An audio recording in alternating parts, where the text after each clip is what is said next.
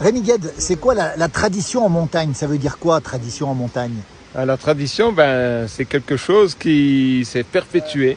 C'est-à-dire que chaque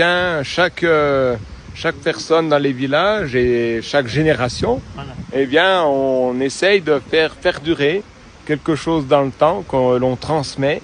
Et ce sont des valeurs. Alors souvent, ça fait peut-être une tradition qui est la langue.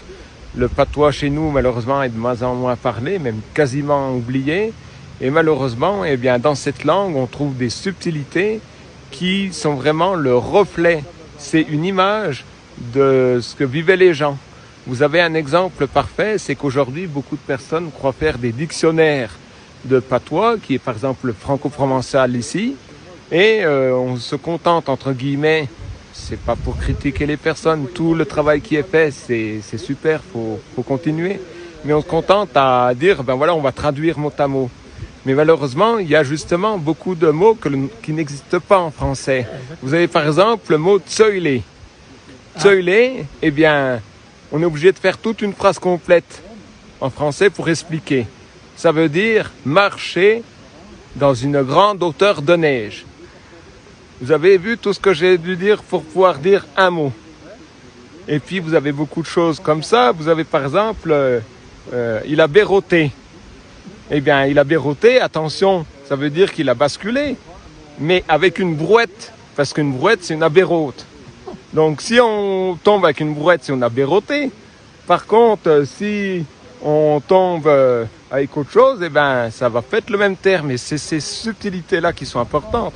Même dans la langue française aujourd'hui, on le dit souvent des personnes à la télé, qu'il y a plus de 100 et quelques mots qui disparaissent chaque année des dictionnaires. Ça veut dire que le langage s'appauvrit. Et ça, c'est quand même un petit peu inquiétant de se dire qu'une civilisation comme la nôtre, elle perd cette richesse-là de la langue. Et c'est un petit peu tous les piliers quand même d'une civilisation, la langue.